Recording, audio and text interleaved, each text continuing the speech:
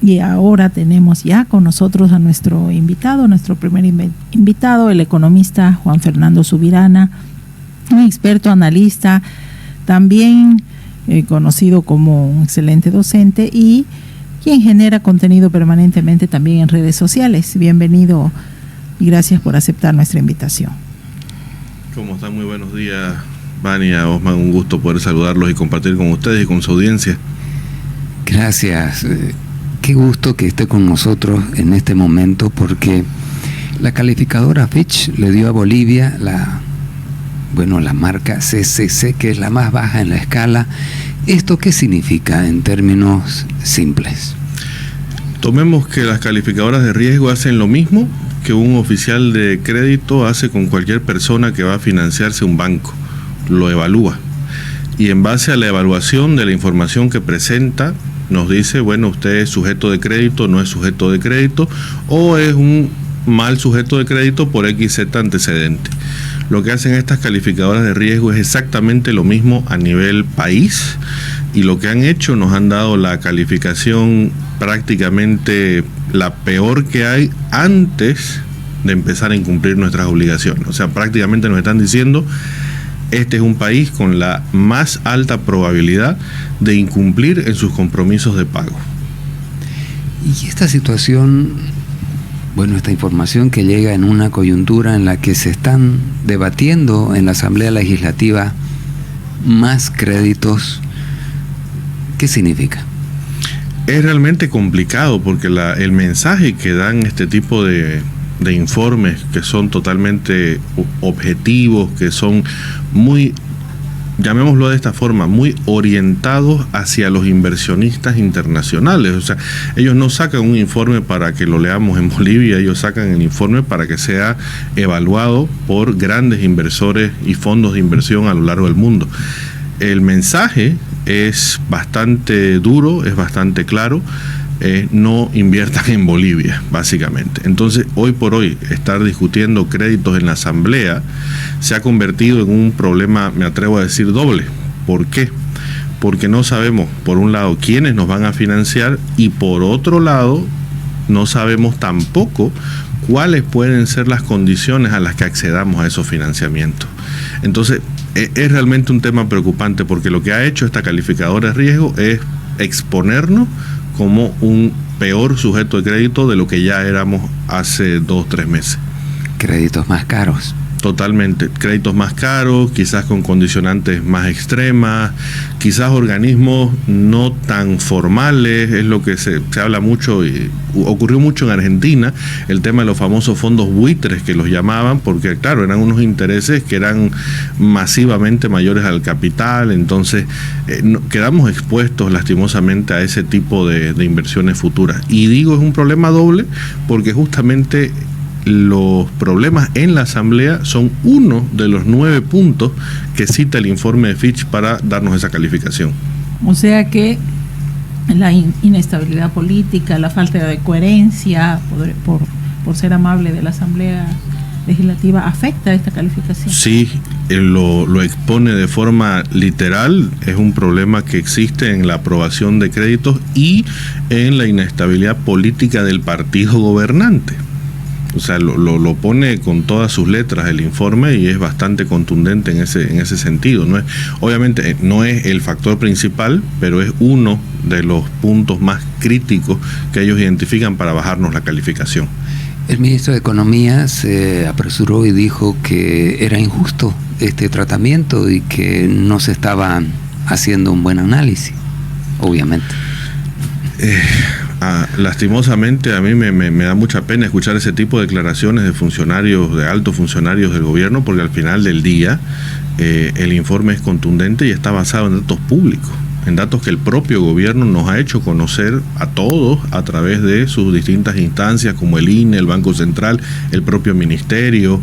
Entonces realmente raya ya en un tema prácticamente de una negación permanente a no reconocer la situación. Tiene que ver también con la disminución de las reservas. Ese es el punto más fuerte.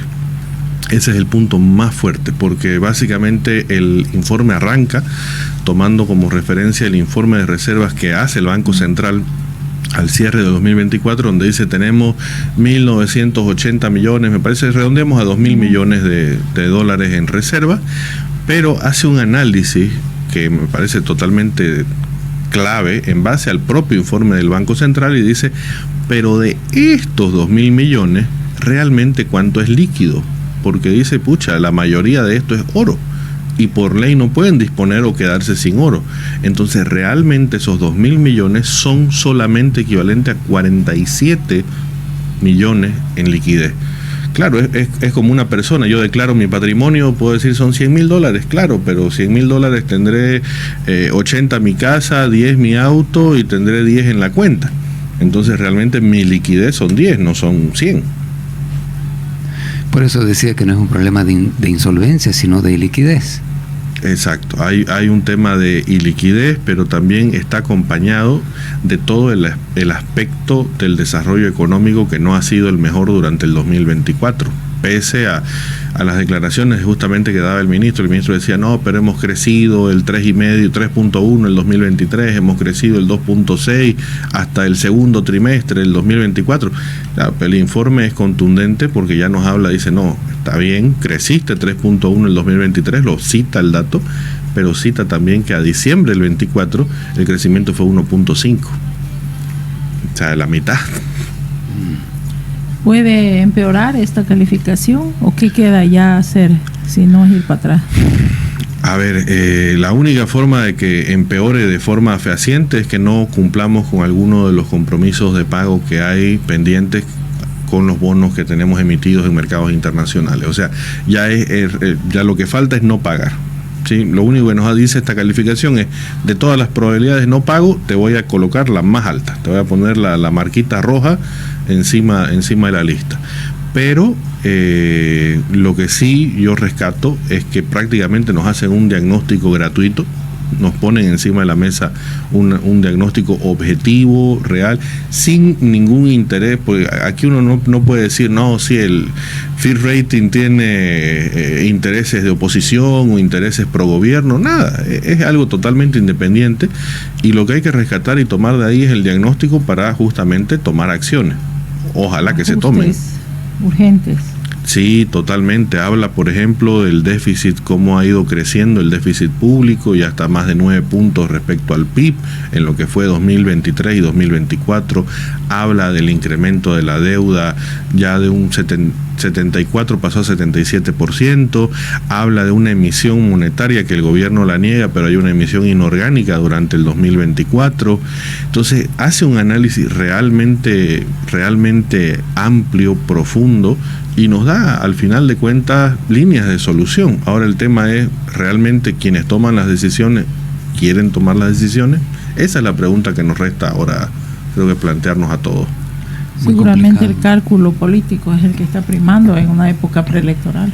Exactamente. Lastimosamente, justo este tipo de coyunturas y situaciones se presenta en un año donde vamos a tener elecciones y bueno, el gobierno que está ahora probablemente esté pensando o generando algún tipo de clima para beneficiar a sus candidatos, a quienes vaya a definir para que vayan por su sigla, por su partido, ¿no? Pero la verdad es que la situación está cada vez más compleja. Esperemos que no siga empeorando. Yo creo que tienen que haber por lo menos intención de reconocer este tipo de datos, de ser transparentes con la gente, de decirles efectivamente no estamos tan bien como decimos que estamos y tomar decisiones, porque si no, esto es como seguir cavando en el pozo, ¿no? Una decisión que usted tomaría si le pidieran consejo y si lo fueran a escuchar. La receta es clarísima, ¿no? Son varios puntos y ahí creo que nadie disiente, ¿no? Abrir exportaciones para volver a traer divisas, reducir aranceles para liberar importaciones, empezar a volver eficientes las empresas públicas, y las que no se puedan volver eficientes, empezar a deshacerse de ellas. Recordemos que hay 57, no con la del oro, ya son 58 empresas públicas, de las cuales solamente 3 no han dado pérdida en la gestión pasada. Entonces, tenemos mucha grasa que cortar en el Estado, ¿no? Tenemos mucho ahí por optimizar. Y obviamente yo siempre lo digo, soy muy optimista. Si todas las medidas se tomaran de forma transparente, oportuna y ordenada, esta situación, tenemos la desventaja y ventaja de que somos un país muy chico a nivel mundial. Entonces nuestros problemas son pequeños también. En cuestión de 3 meses, máximo 6, podemos darle vuelta a la situación. Con voluntad política. Totalmente. Y yo tengo una pregunta derivada de lo que hemos estado hablando. ¿La gobernación y la alcaldía de Santa Cruz heredan esta liquidez o por qué no hay plata? Sí, totalmente. Hay una relación directa, porque ¿cuáles son las 3 fuentes principales de financiamiento de la ETA, básicamente de las gobernaciones, de los gobiernos subnacionales, de las alcaldías? Se basan esencialmente en recaudación propia, que son los impuestos que pagamos a las patentes, los inmuebles, etcétera. Se basan en la coparticipación, que viene del impuesto que todas las empresas y todos los que facturamos pagamos. Le corresponde una parte a gobernaciones, universidades y alcaldías, y del IDH. Ahí yo creo que podemos empezar por ahí. El IDH prácticamente se ha vuelto nulo, cero. Las exportaciones de gas, como todos ya sabemos, han caído de forma brutal en los últimos años. Ya perdimos el mercado argentino, solo nos queda el mercado brasilero, las producciones siguen bajando. Entonces el IDH, si yo tenía proyectado 100, hoy probablemente me esté llegando 10. Esa es la realidad. En temas de coparticipación, ha habido una reducción en términos impositivos por la propia inactividad. Recordemos que el año pasado, y seguramente va a suceder este año, muchos empresarios del agro, por ejemplo, no van a sembrar porque no tienen certeza de tener o no el diésel. Entonces, ese ejemplo es que ya nuestra economía se está reduciendo y estamos cada vez, lastimosamente, migrando más a la informalidad. Por ende, menos pago de impuestos, menos coparticipación. Y finalmente, la recaudación propia también va a bajar, porque la gente en una situación donde la inflación está ya bordeando el 10%, va a preferir decir, pucha, no, ¿sabes qué? Prefiero comer a pagar mi impuesto. Entonces, realmente ya la situación de liquidez de la situación país se transforma ya en situación gobernación, en situación municipio, y lastimosamente llega a ser la situación de los hogares. Son las 12:06 en este domingo 26 de enero. Estamos con el economista y analista Juan Fernando Subirana. El tema del déficit está muy vinculado con la compra de combustibles. Somos dependientes de los dólares para comprar combustibles. No hay combustible, y lo último que se ha sabido es que el porcentaje de etanol que se le está agregando a la gasolina es superior al permitido, y esto es algo que no es novedoso porque muchos mecánicos, muchos usuarios ya nos habíamos dado cuenta de la mala calidad de la gasolina. Este es un problema muy serio. Sí, me incluyo entre esos usuarios, querido Osman. A ver, justamente yo creo que es un problema, es un ciclo negativo que hemos tenido, ¿no? Hoy por hoy no hay carburantes en nuestra economía, hay que decirlo de forma clara. Al final del día tenemos un déficit que es el que está generando las colas, lastimosamente. Entiendo que ante ese déficit han buscado medidas, y obviamente no digo que se la rebaje con agua, pero parece que la están rebajando con etanol.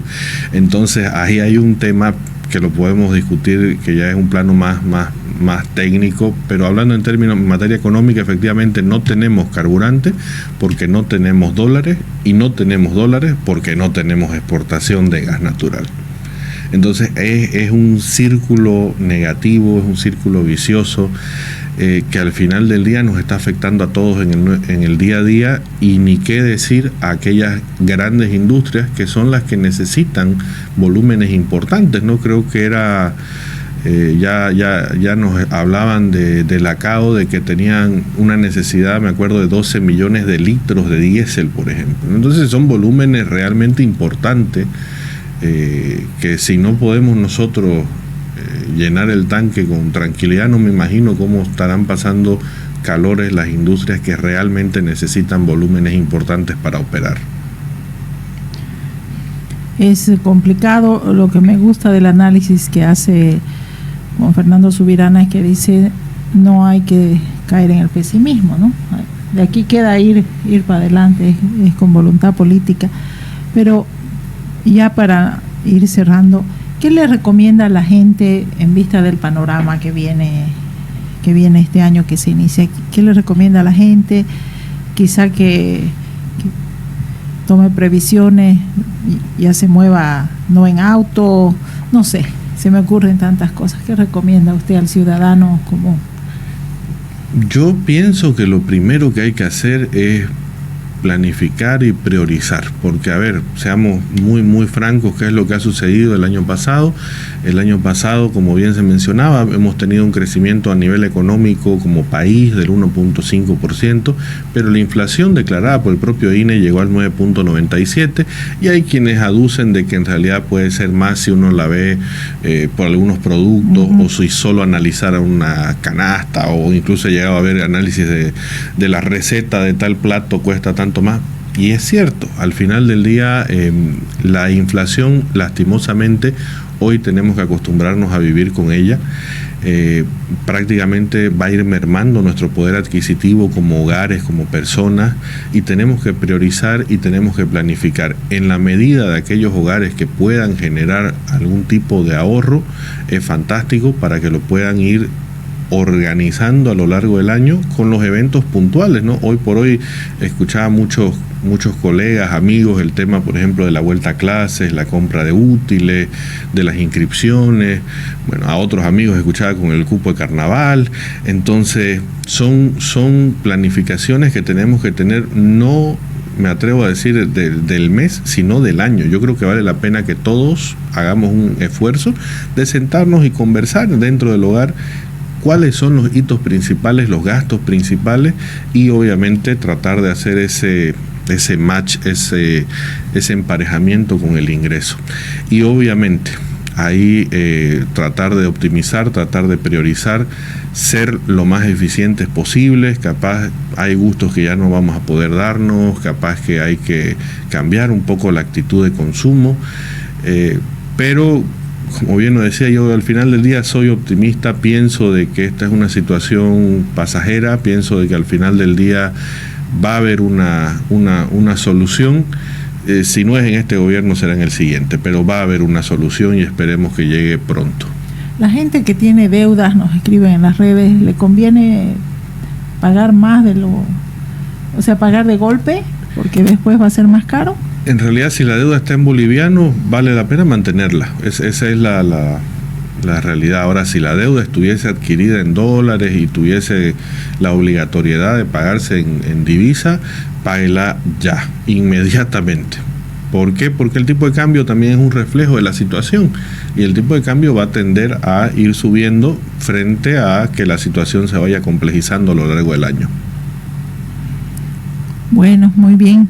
Gracias por los consejos. Yo sé que es difícil, como usted mismo lo decía, la economía boliviana se va informalizando cada vez más, ¿no? Y la gente, como se dice, muchos sectores vive al día, pero si se puede planificar los gastos del año, ya salir de la mentalidad mensual, ¿no? Los gastos del año, porque este año va a ser duro y es mejor agarrarse con fuerza. Totalmente, y no nos olvidemos, no deja de tener el componente de año electoral. Entonces, ese condimento tiende a agudizar los problemas, o en algunos casos a resolverlo. Habrá que ver cómo evoluciona la gestión, los candidatos, la campaña, que ese es otro tema que está bastante entretenido para verlo en las noticias. Y pasándome al plano internacional, al plano al norte, el reciente cambio de gobierno en Estados Unidos ¿tiene algún efecto inmediato en la economía como está ahora? Yo creo que sí, en el sentido de que la política, por lo menos pública, desde la campaña que Donald Trump ha defendido, llamémosle así, es la expansión de cierta ideología, de ciertas medidas, de ciertas políticas.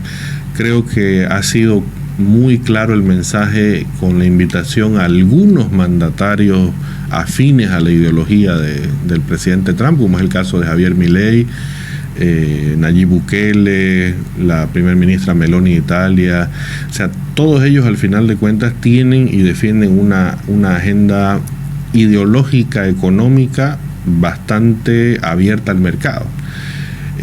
Me parece que es una tendencia que se está llegando a implementar, se está llegando a implantar. Incluso me atrevo a decir, ya los discursos de prácticamente toda la oposición giran en torno a esas mismas ideas, algunos más, otros menos, con los colores típicos, digamos, ¿no?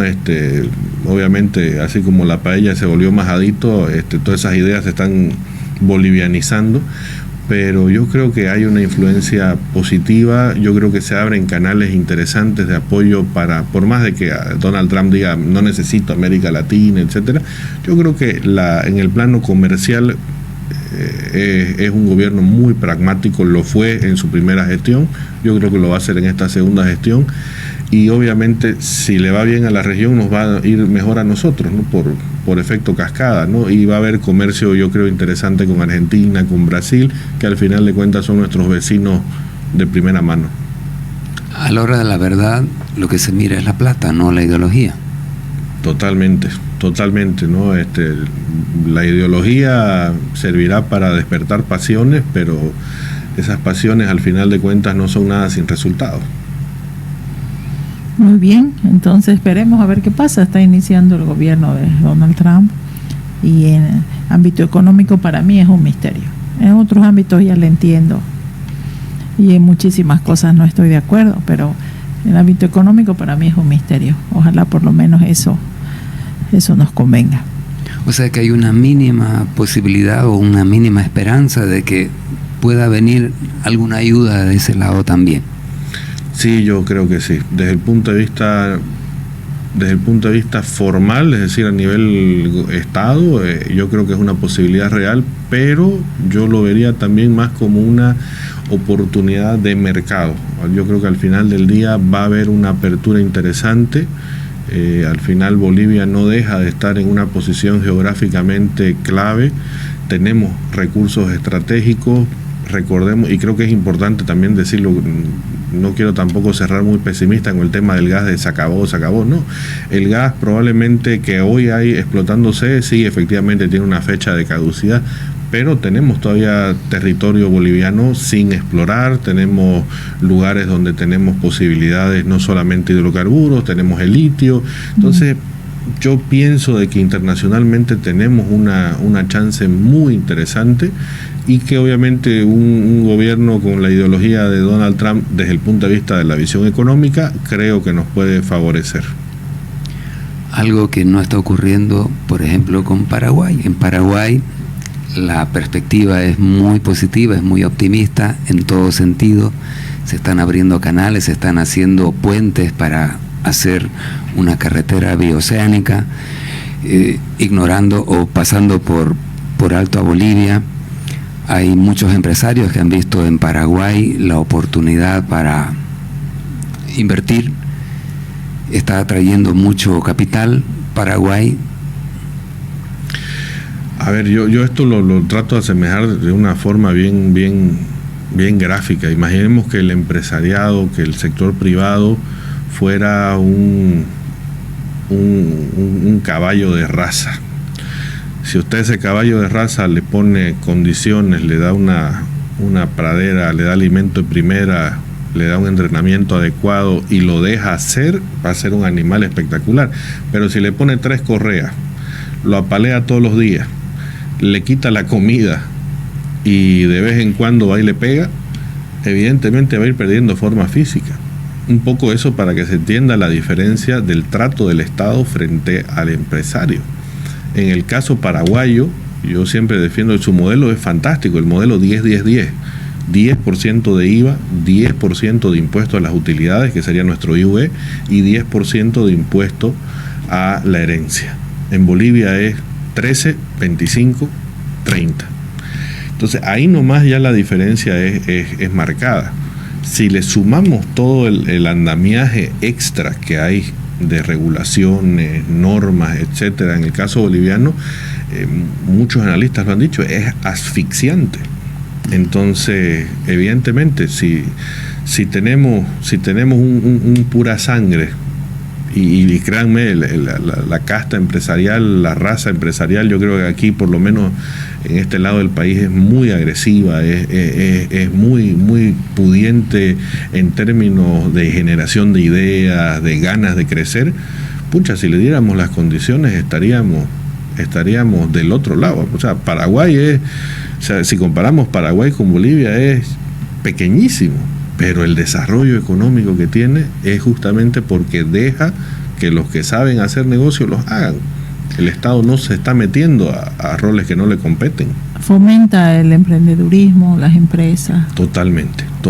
Hay un espíritu de apertura, hay un espíritu de atraer inversionistas. Entonces, evidentemente tiene una cultura distinta a la nuestra, por lo menos es lo que me decían, tienen algunas cosas que le chocan a nuestros empresarios cuando van allá. Por ejemplo, trabajan con mucho créditos directos, no acostumbran tanto ir al banco si no quieren que las empresas les financien, cositas, llamémoslo así, diferentes que en el contexto actual en Bolivia, pero quien se adapta le está yendo bastante bien.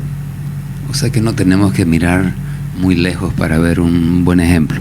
Totalmente, y es lo que yo digo, la receta está, ahora es que tengamos la voluntad de seguirla. No es tan difícil. No, para nada. Muchas gracias. Y bueno, la conversación muy fructífera y la podríamos seguir, pero en vez de ello lo comprometemos para cualquier momento. Con todo gusto, cuando gusten. Muchísimas gracias.